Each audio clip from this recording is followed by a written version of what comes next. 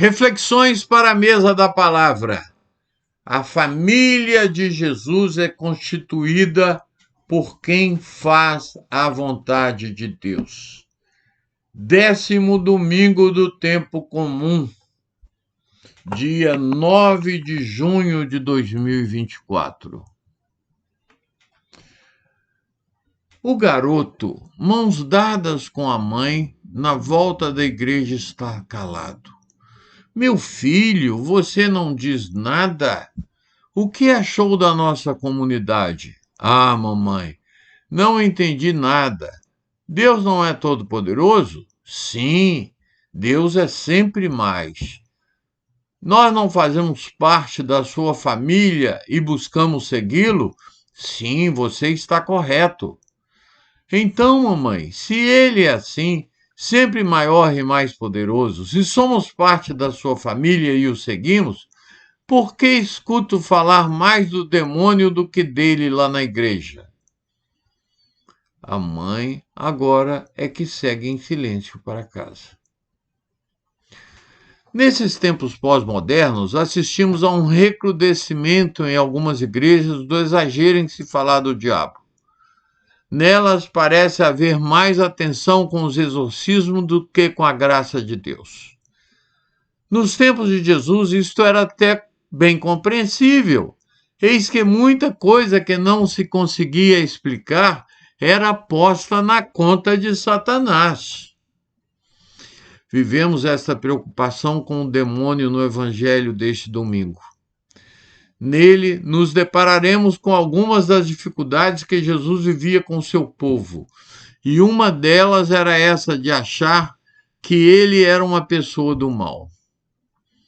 Seus mestres, voltando de Jerusalém, são explícitos em dizer que seu poder vem de Beelzebu e que é em nome dele que realiza os milagres. Isto falava o povo, os religiosos, né? Os religiosos daquela época falavam de Jesus.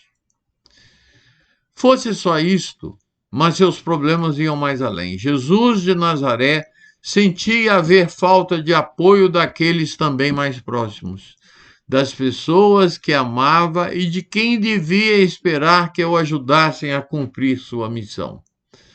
Essa era incompreendida pela sua própria família. Seus parentes desejavam afastá-lo da fidelidade ao caminho do Pai. Sentiam-se incomodados porque ele fugia totalmente ao padrão familiar. Não assumira a posição do pai e nem tinha namorada para se casar e gerar descendentes.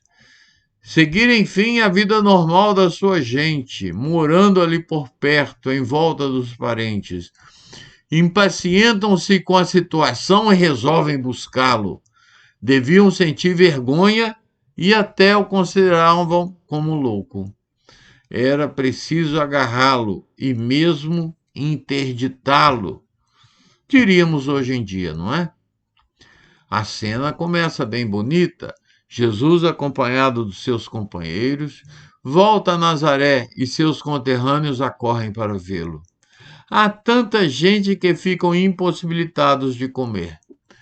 Todos a requererem uma bênção, um olhar, um toque de carinho, uma palavra e possivelmente até de alguns milagres.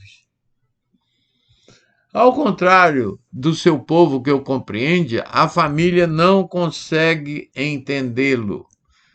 Como qualquer um de nós, eles também têm necessidade de conversão. É possível vermos aí as eternas dificuldades geracionais. Os filhos precisando construir suas vidas e tendo que lidar com as amarras familiares. Esse jeito de proceder pode conter, bem escondida, certa inveja pelo que estão conquistando os mais novos e que as gerações mais antigas não conseguiram realizar. A tensão familiar é a mesma que ocorre nas comunidades. Ela não pode querer jamais que as pessoas, principalmente as mais jovens, se acomodem e se amoldem automaticamente ao ambiente. A tensão existente entre as gerações precisa ser criativa, propiciadora de espaços de crescimento que são de Deus, e não das divisões que diminuem, inibem, afastam e enfraquecem e que por isso são diabólicas. Essa tensão criativa, seja familiar, seja comunitária, seja amorosa, aumenta a atenção e o cuidado. É energia servidora a levar para os outros, e não, como costuma acontecer, a energia diabólica do fechamento e da separação. Conversão é descobrir-se e o quanto estamos voltados para nós mesmos e invertemos a direção. Nessa passagem, Jesus nos dá 3 explicações. A primeira é bastante óbvia. Ele não está com Satanás, ao contrário, o que realiza, ele o faz em nome de Deus. O diabo, ou divisor, não consegue gerar nada de bom.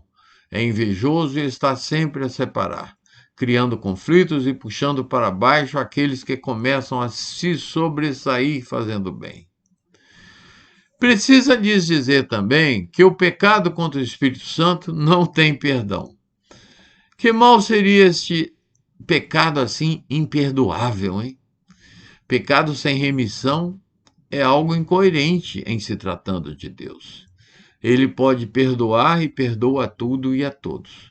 Eis que o perdão é inerente à essência divina. O pecado contra o Espírito é imperdoável não porque ele se negue a absolvê-lo, mas devido à liberdade.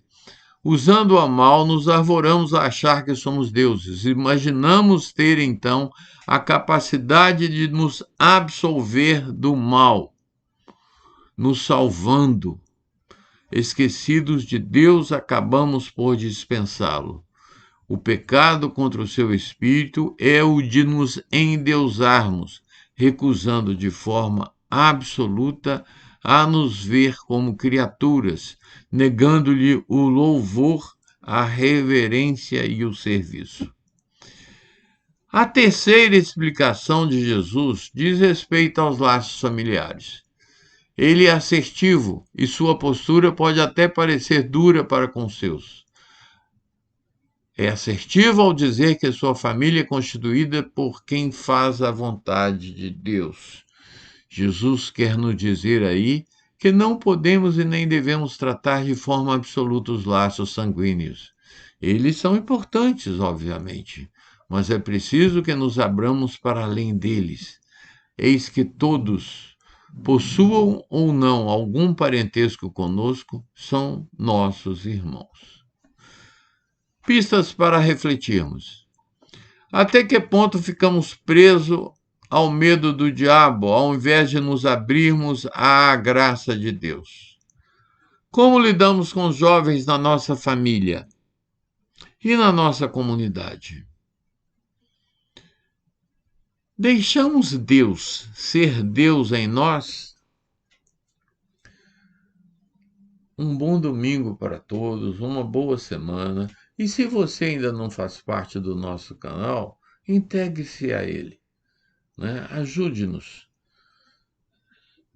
se inscrevendo. Isso ajudará o algoritmo a ampliar a nossa audiência e a gente poderá fazer o bem a mais pessoas. Tchau, pessoal.